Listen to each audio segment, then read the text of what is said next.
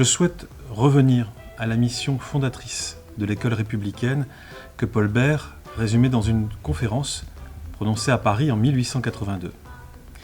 C'est, dit-il, la curiosité de l'esprit qu'il faut éveiller, susciter.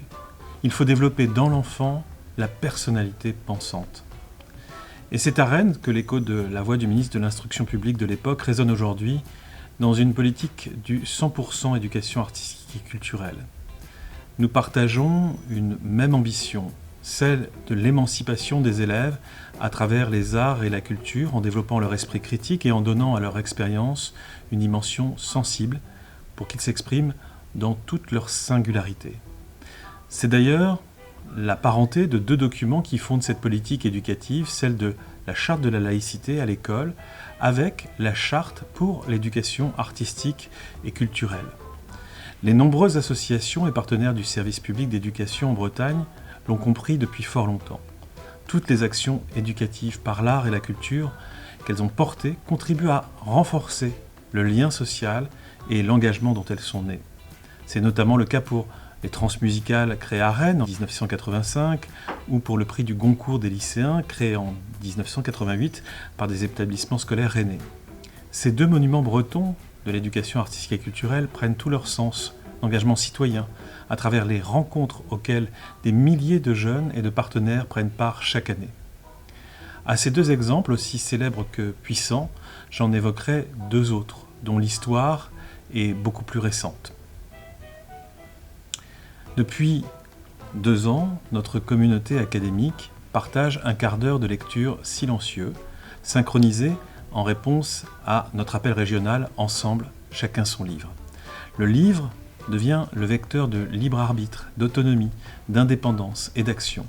Le quart d'heure de lecture synchronisée, organisé pour tous les jeunes et tous les adultes de Bretagne, permet de créer des communautés de lecteurs qui échangent sur leur lecture, qui partagent des opinions, qu'ils apprennent à construire précisément en expliquant pourquoi un livre leur a plu, tout en s'ouvrant aux arguments des autres.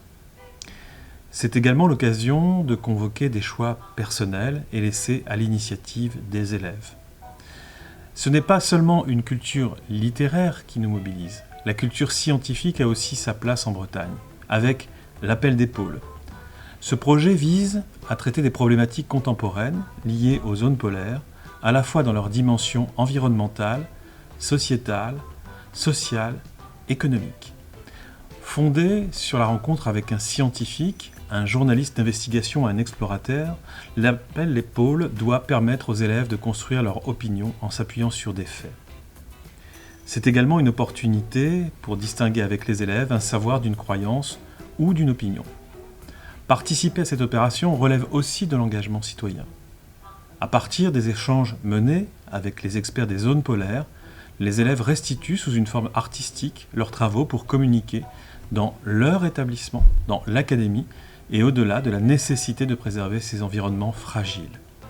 L'image de l'engagement et des actions portées par l'éducation artistique et culturelle en Bretagne peut nous fournir un modèle de politique éducative au service de la citoyenneté et de la laïcité, c'est-à-dire d'une réflexion éthique de la jeunesse telle qu'imaginée par le président de la République. La problématique de nos débats sur la laïcité réside dans notre capacité à renforcer la cohésion autour de ce socle et l'adhésion aux valeurs républicaines. La question a même été posée de redonner au principe de laïcité la force de cimenter notre société. Nous devons proposer de répondre au risque de morcellement de la société par une stratégie d'émancipation des jeunes, grâce à l'art et grâce à la culture. Dans cette stratégie que nous développons en Bretagne, les élèves deviennent spectateurs. Les jeunes se transforment en témoins sensibles. Les groupes scolaires accèdent au statut de public. Ils représentent pour l'avenir des acteurs de choix, capables de s'exprimer, capables de défendre ces choix, mais aussi de s'accomplir dans les valeurs qui les motivent. Si vous me permettez cette formule, et pour reprendre l'expression de Dominique Schnapper, président du Conseil des sages de la laïcité, ce modèle du 100% éducation artistique et culturelle nous donne la chance d'aboutir non pas à une communion d'individus, mais bien à une communauté de citoyens.